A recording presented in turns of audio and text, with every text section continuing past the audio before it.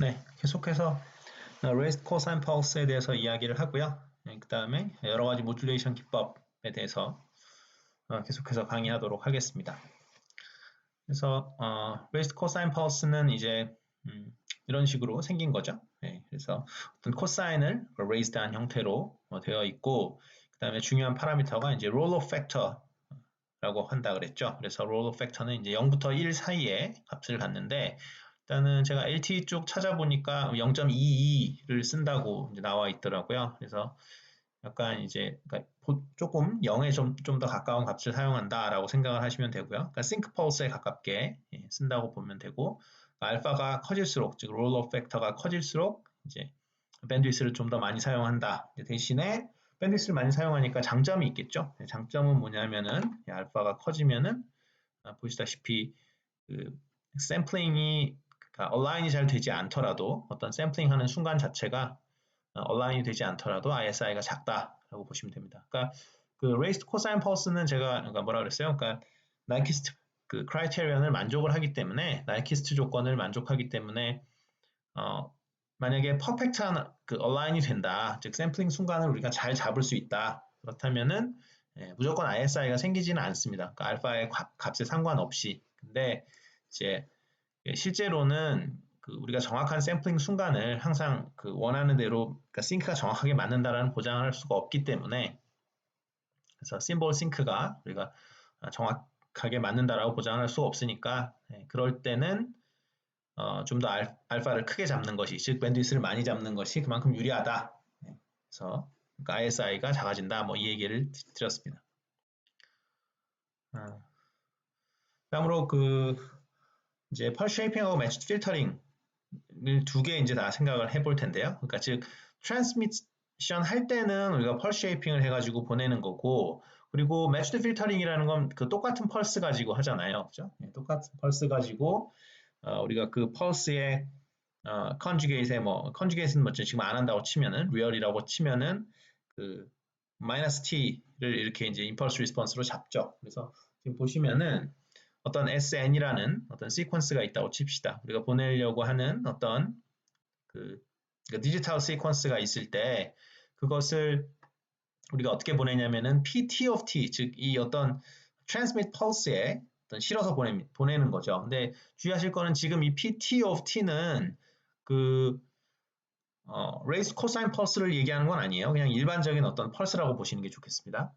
물론 이제 raised cosine pulse하고 관계가 있습니다만 어쨌든 PT of T라는 거에다가 실어서 우리가 인포메이션을 보낸다라고 생각을 하면 되고요. 그 다음에 우리가 이제 받는 시그널은 우리가 보낸 시그널 더하기 이제 뭐 그냥 노이즈만 있다라고 치고, 그 다음에 받았을 때 우리가 뭘 하게 되냐면은 이 받은 시그널을 우리가 매치드 필터를 통과하게 되죠. 그래서 PR of T라는 걸 통과하게 되는데, 우리가 매치드 필터링이라고 했으니까 PR of T는 지금 뭐가 되냐면 이 PT of T에 이 컨주게이트 붙이고 마이너스 T 대신에 마이너스 T를 붙인 거를 이제 해주면 되겠죠. 네, 그러면은 매치드 필터를 통과하고 나면은 우리가 받는 것은 어떤 노이즈 성분이 여기 하나 있고 여기 시그널 성분이 이렇게 있겠죠. 근데 시그널 성분은 보면은 어떤 그 델타, 그러니까 임펄스 트레인에다가 어떤 디지털 시퀀스가 이렇게 덧붙여져 있는 거, 그거에다가 그다음에 펄스 쉐이핑 한 거, 그다음에 매치드 필터에서 또 펄스 가지고 우리가 컨볼루션 한 거. 그래서 세 개의 컨볼루션을 한 것이 시그널 파트가 되겠고, 노이즈 파트는 그 AWGN 노이즈에다가 거기다가 이제 매치드 필터링을 한 것, 그것이 바로 이제 노이즈 파트가 되겠죠. 그러면은 우리가 어떻게 해야 되냐면 요 파트죠. 그러니까 여기 그 PT of T하고 PT of T 마이너스 T 붙인 거, 요게 지금 뭐냐면 나이키스트 크라이테리언을 만족해야 되는 거예요. 그렇죠? 그러니까 주의할 거는 이 보내는 펄스가 나이키스트 크라이테리언을 만족을 해야 되는 게 아니고, 이 매치드 필터를 거친 다음에 요 전체 펄스, 그죠? 이걸 펄스라고 해야 되는지 어쨌든 트랜스밋 펄스와 그 자기 자신과의 매치드 필터링 한 거, 그래서 그것이 나이키스트 크라이테리언을 만족해야 RSI가 없어집니다.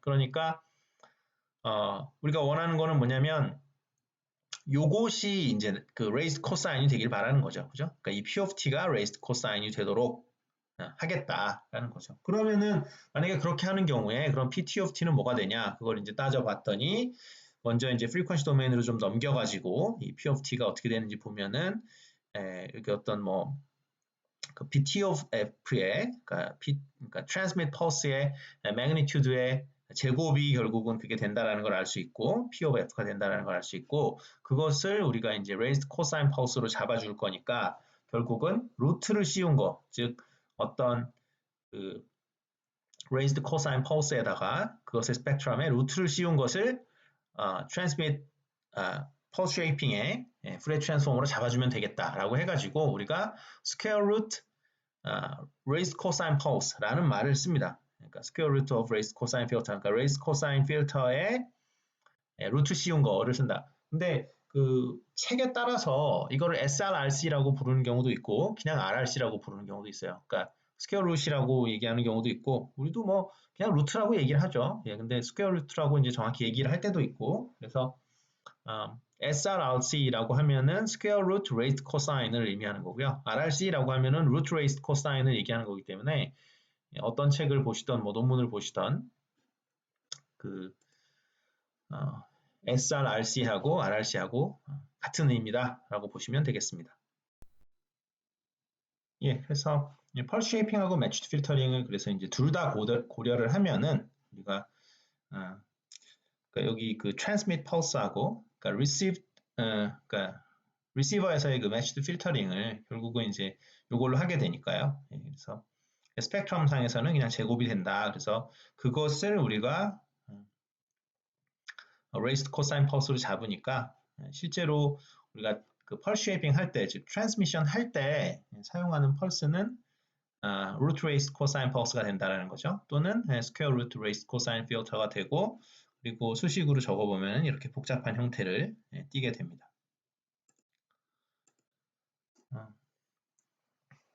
자, 그래서 Nyquist criterion 다시 한번 확인을 하면요. 그러니까 Nyquist criterion은 이제 ISI가 없어지는 조건인 거죠. 예, ISI가 없어지는 조건이다. 근데 이제 ISI가 없어지려면은 결국은 뭐가 돼야 되느냐면 이 transmit pulse와 그러니까 matched filtering 할 때에 펄스 두 개를 이제 우리가 컨볼루션 해가지고 나오는 걸 이제 P of T라고 할 때 그때 정확한 순간에 즉 MTB라는 순간 그렇죠? 그러니까 여기 TB는 지금 제가 그 심볼 듀레이션이라고 잡는다고 했었죠. 그러니까 MTB 순간에 우리가 샘플링을 하게 되는데 그 샘플링을 할 때 우리가 보낸 정확히 그 순간에 보낸 샘플만 나와야 되고 그 이전에 보냈거나 나중에 보냈던 그러니까 나중에 보낼 그 심볼이 영향을 주면 안 된다라는 거죠. 그게 이제 No ISI 조건인데 그것이 되려면은 뭐 이런 조건을 만족해야 된다라는 것이고요. 그거는 이제 말씀드린 대로 raised cosine pulse는 Nyquist criterion 항상 만족한다라고 말씀을 드렸고 그런데 만약에 우리가 practical하게는 우리가 샘플링 할 때 항상 정확하게 한다라는 보장이 없죠. 그래서 어느 정도의 offset은 우리가 감수를 해야 되는데 그래서 우리가 MTB가 아니고 MTB 플러스 타우라는 순간에 우리가 어떤 시그널을 샘플한다라고 치면은 이만큼의 ISI term, 그러니까 Inter-Symbol Interference term이 생겨날 수밖에 없다라는 거죠. 그러니까 ISI를 줄일 수는 있는데 완벽하게 제거한다라는 건 사실상 불가능한 얘기겠죠. 그 얘기는 타우가 0이라는 얘기니까 그래서 어느 정도의 오프셋은 있을 수밖에 없다라는 거고요. 자, 그래서 우리가 그 오프셋을 이제 없애는 것이 중요한 거죠. 그러니까 심볼 타이밍 리커버리를 할 때 오프셋을 줄이는 것이 가장 중요한 거고 그러려면은 우리가 뭐 타우가 0일 때, 즉 오프셋이 0일 때 우리가 당연히 그 어떤 순간순간에 들어온 그 시그널의 파워를 다 썸을 하면은 그렇죠? 순간순간에 들어온 파워들을 예를 들어서 지금 이거는 뭡니까? 어떤 심볼 어떤 뭐 똑같은 심볼을 얘 보냈다라고 친 거죠. 그럴 때 P of T, P of T, P of T, P of T 그래서 어떤 뭐 예를 들어서 지금 PAM이라고 하면은 그러니까 뭐 3, 1, 마이너스 1, 마이너스 3 그 중에 하나를 보내는 게 아니라 그냥 1111을 다 보냈다라고 친 거죠. 그럴 때 우리가 실제로 트랜스미션하는 펄스의 모양을 지금 나타내고 있는데요. 그때 우리가 그 오프셋이 일어나지 않는다면은 어떤 순간에 그 어떤 샘플링을 해가지고 그것들이 다 이제 맥시멈이 된다라는 거죠. 맥시멈 파워를 갖게 된다. 왜냐하면 ISI가 없으니까요. 그래서 그러면은 그 심볼 타이밍 리커버리를 어떻게 할 것인가? 그래서 보통 이제 offset이 있지만은 그러니까 각 그 심볼 피리어드 동안에 하나의 피리어드를 계속 이제 바꿔가면서 어떤 그 파워를 계산한다라는 거죠. 그러니까 계속 쉬프팅 해가면서 파워를 계산해가지고 파워가 맥시멈이 될 때 어떤 순간 그 파워가 맥시멈이 되는 순간을 잘 찾아가지고 우리가 어떤 그 옵셋이 없는 그 순간을 찾아낸다라는 것이고요.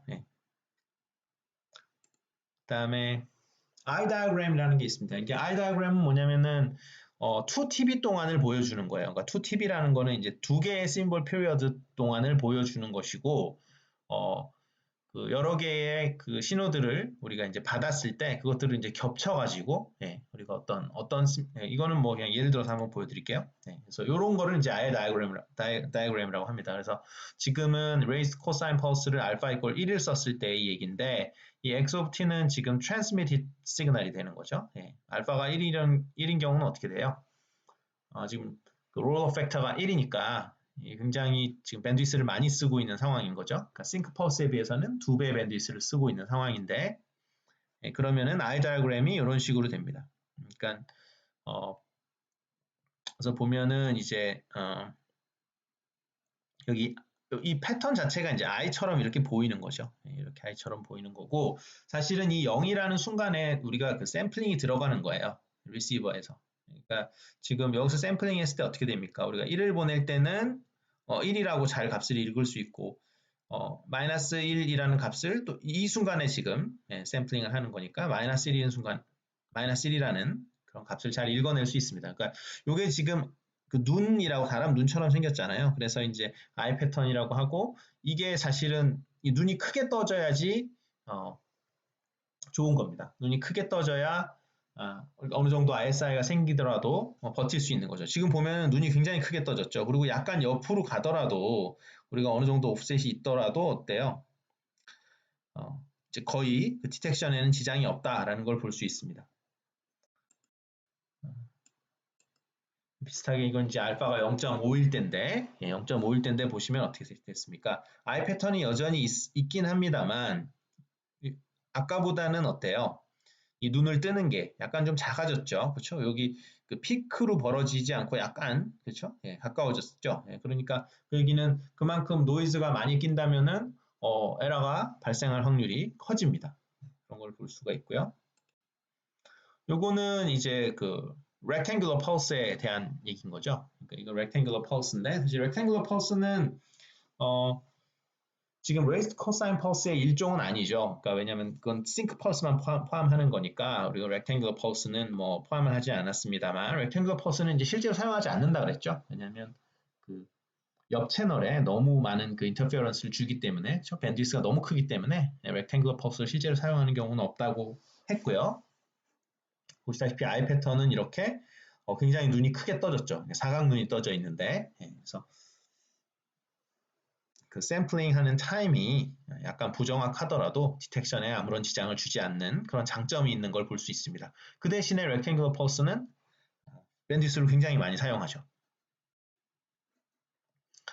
그래서 우리가 했던 거를 정리를 해서 보여드린 것 뿐이고요. 그래서 sync pulse 보면은 이렇게 되어 있습니다. 그래서 sync pulse 보면은 sync pulse의 특징은 뭐냐면 raised cosine pulse의 일종이고 raised cosine pulse에서 그 알파라는 롤 팩터가 0인 경우에 해당이 되는데 보시다시피 I 패턴은 이렇게 되는데 보면 어때요? 조금이라도 옆으로 이 순간에서 그러니까 샘플링 순간이 조금이라도 벗어나게 되면 눈이 금방 감기죠. 그 얘기는 얼라인먼트가 조금만 틀어지기만 하더라도 그 ISI 때문에 디텍션이 제대로 안 될 가능성이 매우 높다라는 거죠. 그렇죠?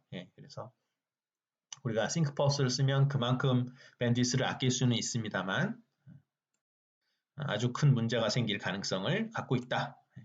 보면 되고요. 그래서 보면은 이제 여기 이 폭이 굉장히 중요하다 그랬죠. 여기서부터 그러니까 눈을 크게 떴냐, 눈을 크게 뜨는 게 굉장히 중요하고 그래서 이거를 이제 우리가 원하는 샘플링 포인트인 거예요. 이 포인트가 눈을 가장 크게 뜬 때가 그때로 샘플링을 하면 되는데 우리가 그 옆으로 샘플링을 하게 되면 눈이 작아지죠. 그렇죠? 그래서 에러가 생길 가능성이 그만큼 커진다라고 생각하시면 되겠습니다. 자, 그래서 다음으로는 이제 펄 쉐이핑 얘기를 끝내고 그러니까 모듈레이션에 대해서 한번 정리를 해보도록 하겠습니다. 그래서 여기 그 bit to symbol, 그러니까 비트를 심볼로 바꾸는 이 파트가 사실은 모듈레이션 파트인 거죠. 우리가 그 아날로그 통신을 처음 배울 때는 사실은 코사인 2파이Ct를 곱하는 거를 모듈레이션이라고 배우는데 사실은 그 디지털 통신에서는 모듈레이션 과정은 사실은 bit to symbol에서 사실 끝난다라고 봐야 돼요. 왜냐하면 여기를 어떻게 하느냐에 따라서 이게 QAM인지 뭐 그러니까 뭐 PSK인지 이런 것들이 다 정해져 버리는 거죠. 그렇죠? 예, 나머지는 사실 어떤 모듈레이션을 하더라도 사실 똑같이 다 필요한 거예요. DAC도 필요하고 어쨌든 뭐 아날로그로 가야 될 거 아니에요. 우리가 웨이브폼 보내야 되니까. 그리고 믹서는 뭐 당연히 필요한 거고요. 우리가 그렇죠? 그러니까 베이스밴드 시그널을 패스밴드 시그널로 바꿔주는 업 컨버전을 위해서 필요한 거니까 그런 식으로 생각을 하면은 결국 여러 가지 그 모듈레이션 이름들을 이야기할 때 그 뭐 QAM이냐 이게 뭐 FSK냐 뭐냐 이런 거 다 얘기를 할 때 결국 그것을 결정짓는 부분은 이 bit to symbol mapping 하는 부분이 되겠습니다. 뭐 그에 따라서 여기 맨 마지막에는 이제 symbol to bit mapping 하는 블록이 있겠죠. 이것이 바로 이제 demodulation 파트가 되겠습니다. 그래서 채널이 이제 어떤 일을 하는지 한번 살펴보면요. 자, 일단 채널에서는 뭐 우리가 이제 그 애디티브 노이즈가 더해진다라고 가정을 하죠. 예, 근데 이제 사실은 중요한 거는 이 채널 자체에서 그 노이즈가 더해진다고 하기는 어렵고요. 우리가 노이즈라고 쓸 때는 일반적으로는 서머 노이즈를 얘기를 하는 거거든요. 예, 그래서 이게 바깥에서부터 들어온다라고 하기는 좀 그렇고, 예, 오히려 그 리시버 프론트엔드에서 그 안테나하고 이 앞에 필터 쪽에서 그 노이즈가 들어온다라고 생각하는 게 좋을 것 같고, 그래서 특히나 이제 리시버 앞단에서는 그 LNA를 사용을 하는 거죠. 그래서 로우 노이즈 앰프를 사용을 해서 서머 노이즈가 증폭이 되거나 하지 않도록 노력을 많이 합니다. 그 다음에 또 이제 채널에서 일어나는 이펙트 중에 하나가 뭐냐면 이제 딜레이가 되겠죠. 당연히 프로퍼게이션 딜레이가 있으니까 빛의 속도가 전자기파의 속도가 무한대가 아니니까 그만큼 어느 정도 이제 딜레이가 생기겠습니다. 그다음에 또 attenuation, pass loss가 있겠죠. 그러니까 무선이라고 가정을 하고요. 무선에서 receiver power, 그러니까 received power가 그러니까 transmit power에 대해서 어떻게 이제 되는지 이렇게 나와 있는데요. 이 GTX나 GRX는 사실은 그 안테나 게인을 의미합니다. 그래서 이거는 뭘 의미하는 거냐면, 그러니까 그 디렉셔널 안테나가 있죠. 그래서 어떤 그러니까 아이소트로픽하게 그 이퀄하게 이제 안테나의 레디에이션이 일어나는 게 아니라 특정 방향으로 이제 일어나는 경우가 많은데, 그래서 이제 그 개인을 이야기를 합니다. 예를 들어서 뭐 그쪽으로 이제 안테나의 그 파워가 집중된다면은 그만큼 마치 뭐 빔포밍 하는 것처럼 그 된다면은 그만큼 이득을 얻을 수 있겠죠. 그래서 이렇게 된다는 것이고, 그 다음에 이 람다 스퀘어가 여기 붙어 있는데요. 그러니까 4파이 d 제곱은 뭐 사실은 뭐 뻔한 거고, 그거는 그 거리의 제곱에 이제 반비례한다라는 거고요. 리시브 파워가. 왜냐하면 공 껍데기를 채워야 되니까 아이소트로픽 안테나라고 가정을 하면 그런 거고, 람다 스퀘어는 어디서 나왔냐면은 그 우리가 그 디자인을 할 때 그 리시버 안테나를 디자인을 할 때 파장이 작으면은 그것에 맞게 이제 작게 안테나를 디자인을 해요. 그러니까 나는 뭐 파장이 짧아지는데 여전히 크게 안테나를 디자인하겠다. 그런 사람은 아무도 없습니다. 그러니까 디자인을 할 때 보통 그 안테나의 길이는 4분의 람다 정도로 이렇게 디자인을 하거든요. 그래서 그 보통 안테나의 그러니까 리시버에서 차지하는 그 면적 자체가 우리가 디자인을 할 때 이제 항상 그렇게 디자인하기 때문에 이 람다 스퀘어에 비례하게 됩니다. 그러니까 당연히 사이즈가 작아지니까 커버리지하는 면적이 작아지죠. 리시버에서. 람다 스퀘어 텀이 항상 붙게 돼 있습니다. 어찌됐건 그렇게 이제 패스 로스가 일어납니다. 그래서 보면은 여기 앞에다가 그러니까 이걸 그대로 받는 것이 아니라 시그널을 우리가 x of t를 보내면 x of t를 그대로 받는 게 아니고 propagation 딜레이 때문에 타우만큼 딜레이 돼서 받게 되고, 그 다음에 앞에 h라는 pass loss gain이 이제 달라붙게 되는 거죠. 근데 pass loss gain은 우리가 멀리 떨어져 있을수록 이제 당연히 h 값이 작아질 거고, 그 다음에 람다 예, 람다는 이제 비례한다라고 써 있는데 사실은 뭐 우리가 프리퀀시 관점에서 보면은 C는 F 람다 관점에서 보면 어떻게 돼요? 주파수가 높아질수록 이 H가 굉장히 작아지죠. 예, 그래서 여러분들 뭐 집에서 실험해 보시면 알겠지만 그 와이파이 그 AP 장비에서 2.4GHz는 사실 감소가 그렇게 빠르지 않은데 예, 5GHz 같은 경우는 어떻게 돼요? AP랑 굉장히 멀리 있으면은 신호가 거의 잡히지 않습니다. 예, 그런 것들은 예, 여러분들이 알 수 있는데, 그러니까 주파수가 높아질수록 중심 주파수가 높아질수록 그 시그널 어테뉴에이션이 훨씬 심해지죠. 그래서 이걸 통해서 알 수가 있습니다. 왜냐하면 주파수가 커지면 파장이 짧아지니까요. 자, 그래서 뭐 그런 이펙트들을 이제 전부 다 합쳐보겠다라는 거죠. 그래서 타워만큼 지금 쉬프트 되는 거, 타워만큼 딜레이 되는 거를 우리가 고려를 해가지고 여기 그러니까 왜냐하면 리시버에서는 어떻게 돼요?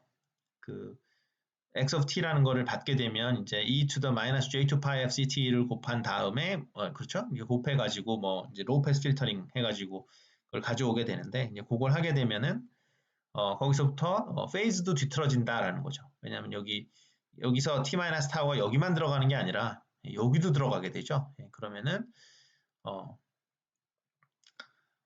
우리가 이제 그 이펙트에 의해서 그러한 이펙트에 의해서 이렇게 그 페이즈도 이렇게 틀어지게 됩니다. 그래서 보시면은 이 H라는 것이 패스 로스 이펙트 즉 앰플리튜드만 손대는 게 아니라 received 시그널의 페이즈까지 이렇게 건드리게 된다라는 걸 보여주고 있습니다. 자, 그래서 여기서 이제 또 한 가지 말씀드리고 싶은 게 뭐냐면 이게 싱글 패스만 있는 건 아니죠. 멀티플 패스가 있겠죠. 트랜스미터에서 리시버로 도착을 하는 시그널이 여기서만 되는 게 아니라 여러분들 뭐 인도어 생각하시면 여러분들이 실내에 있는데 뭐 LTE를 쓰고 있다 아니면 뭐 5G를 쓰고 있다라고 하면 여러분들 휴대폰에 잡히는 시그널은 싱글 패스가 아니잖아요. 그렇죠? 왜냐하면 벽 튀겨서 들어온 거고 처음부터 벽을 투과해서 들어온 거고 또 들어와서도 여러분들 방에 그 신호가 전달이 될 때도 바닥을 튀겨서 들어오고 벽을 튀겨서 들어오고 그다음에 천장을 튀겨서 또 여러분들 휴대폰에 들어오는 거니까 멀티패스로 들어오게 되겠죠. 그래서 그것들이 또 서로 상쇄 간섭과 보관 간섭을 일으킬 수 있습니다. 자, 그래서 여러분들이 그러니까 BPSK 시그널을 이렇게 보내더라도 이건 BPSK의 이제 시그널 컨스텔레이션인데요. 그렇더라도 실제로는 이제 여기나 여기나가 이렇게 받아줄 수 있다는 거죠. 그건 왜냐하면은 지금 어느 정도 감쇄가 일어난 걸 보여주고요. 그 다음에 뭐 페이즈가 90도만큼 틀어져가지고 시그널 컨스텔레이션은 원래 이렇게 움직이고 있었는데 우리가 received 된 시그널의 어떤 컨스텔레이션 한번 찍어보면은 여기하고 여기하고 이렇게 집중적으로 찍힐 수도 있다라는 거죠. 그리고 아까 말씀드렸지만 디지털에서 모듈레이션은 코사인 2파이CT 곱하는 게 아니라 그랬죠. 그러니까 아날로그에서는 맨 처음에 DSP 모듈레이션 배울 때 모듈레이션을 그냥 코사인 곱하기니까 모듈레이션이다 뭐 이런 식으로 처음에 가르쳐요. 근데 디지털 통신에서는 사실은 그 말은 좀 틀린 거고 그렇죠? 그러니까 디지털 통신에서는 엄밀하게 좀 구별을 하는 편입니다. 그래서 코사인 2파이CT 곱하고 그 다음에 리시버에서 코사인 2파이CT 곱해서 로우 패스 필터링 하는 거는 뭐예요? 업 컨버전, 다운 컨버전이라고 이야기를 하고 사실은 모듈레이션 스텝은 사실 이게 전부 다인 거죠. 그러니까 매핑하는 게 다인 거예요. BPSK는 사실은 심볼 매핑이 심볼이 지금 마이너스 1하고 1밖에 없으니까 바이너리 모듈레이션이니까 0을 마이너스 1로 매핑하고 1을 1로 매핑한다. 이것이 사실은 BPSK의 전부다라는 거죠.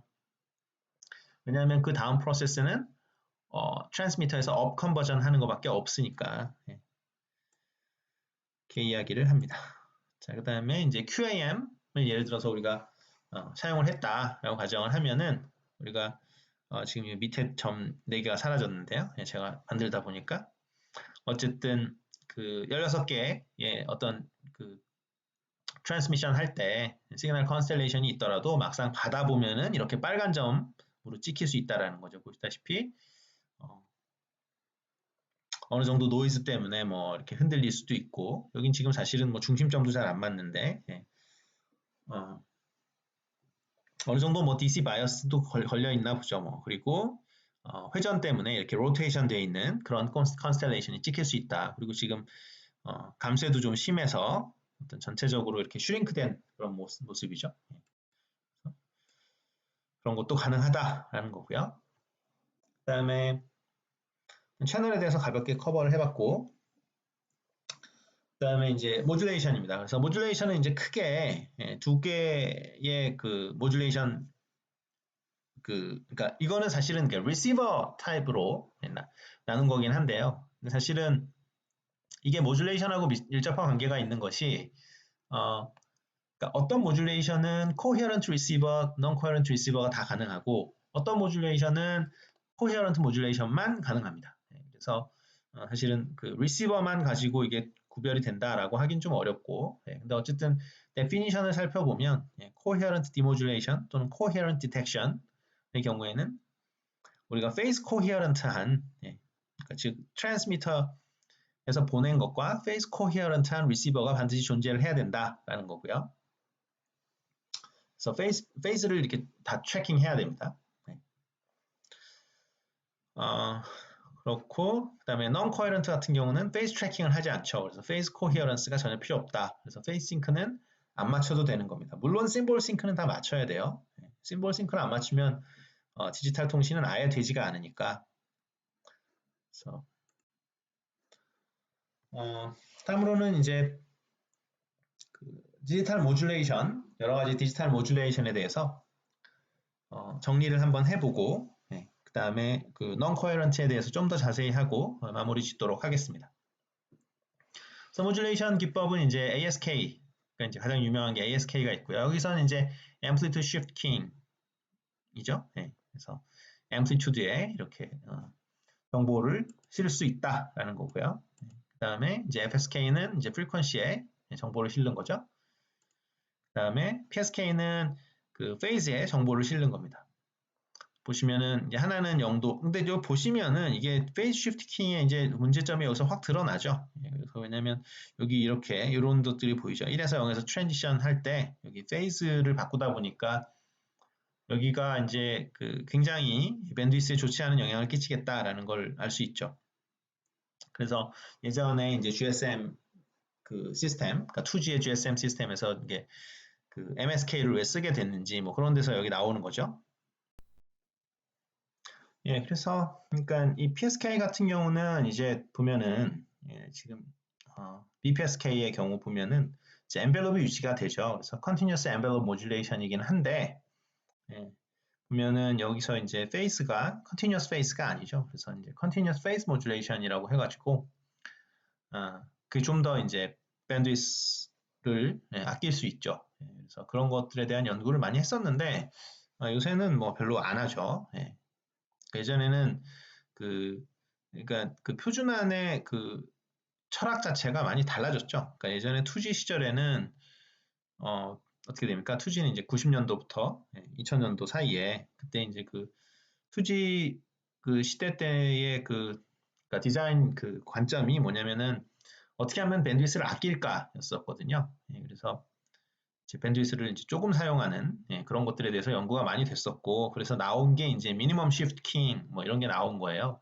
그런데 지금은 사실 그런 쪽으로 가지 않고 있죠. 그래서 밴드위스를 이게 뭐 이거 컨티뉴어스 페이스가 아니라서 이렇게 많이 쓴다. 뭐 QAM에서도 이제 그런 현상은 당연히 있을 텐데 그렇더라도 그냥 내버려 두고 그냥 밴드위스가 넓은 데로 가는 거예요. 그래서 그 밀리미터 웨이브 같은 거 생각을 해보면 그러니까 28GHz 대역을 사용을 하잖아요. 그래서 그냥 밴드위스가 뭐 밴드위스를 아끼자라는 거는 사실 이미 밴드위스가 주어졌을 때 그것을 아껴서 잘해보자라는 생각인데 처음부터 이제 그런 식으로 생각 안 하고 그냥 밴드위스가 많은 곳으로 가자 우리가 옮겨가자 뭐 이런 식으로 지금 생각을 하고 있어요. 그래서 관점이 좀 많이 달라졌다 말씀을 드리고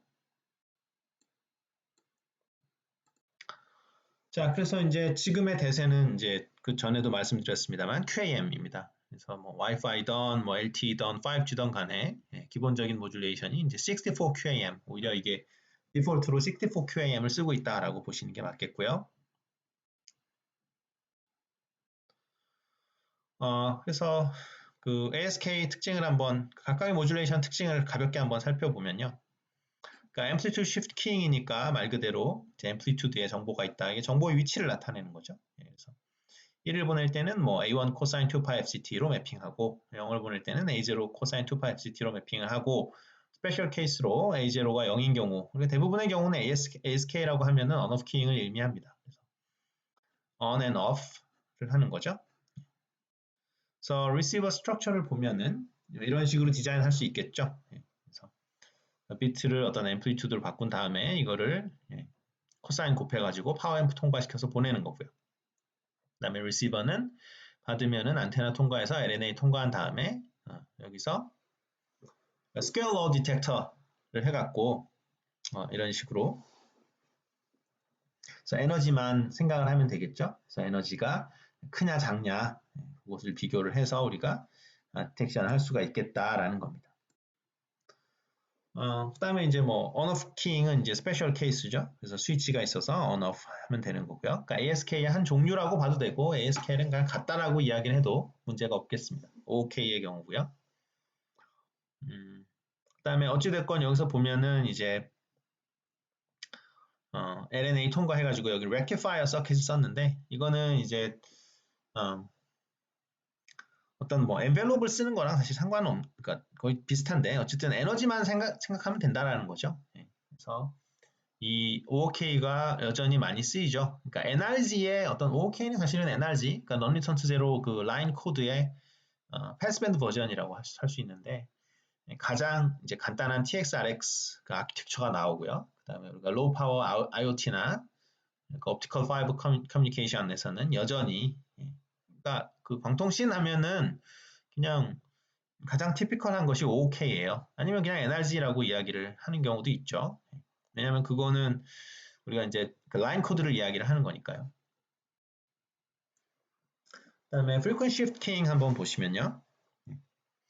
일단 FSK는 여전히 살아있죠. 그러니까 그 블루투스에서 그러니까 가우시안 필터를 씌웠기 때문에 우리가 GFSK라고 부르긴 합니다만 기본적으로 블루투스에서 사용하는 모듈레이션은 FSK 모듈레이션을 사용을 하고 있고요. 그러니까 베이직 레이트에서 물론 그 무선 이어폰에서 사용하는 블루투스 표준화는 그 enhanced data rate 해가지고 아마 3Mbps 그걸로 사용을 하겠습니다. 그래서 이제 GFSK는 아닐 텐데요. 어찌됐건 기본적인 그 블루투스 표준안 맨 처음에 나온 표준안 1.0은 이제 GFSK부터 출발을 했었죠.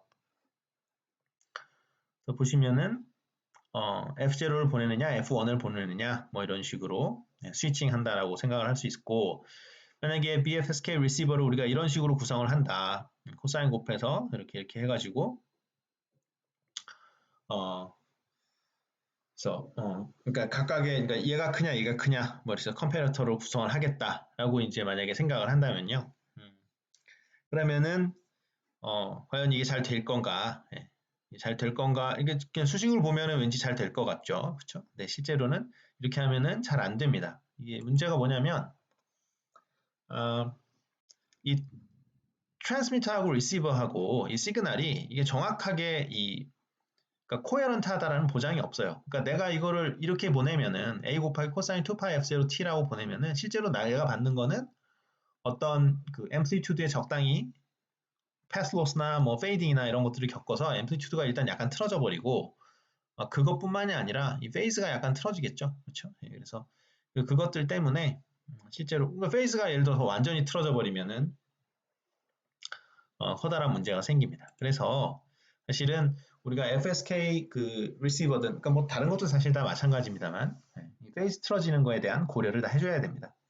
물론 지금은 그 페이스 틀어지는 것에 대해서 고려를 다 하고 있죠. 그렇죠? 채널 에스티메이션이나 뭐 이런 것들은 다 해가지고 그거를 다 보상해 주게 됩니다.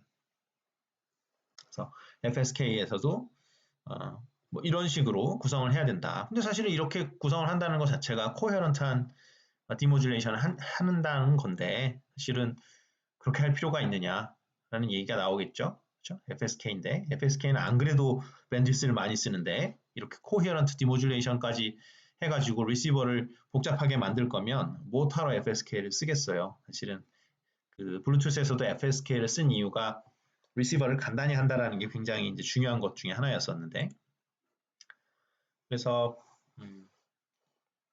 이러한 스트럭처는 말이 안 됩니다.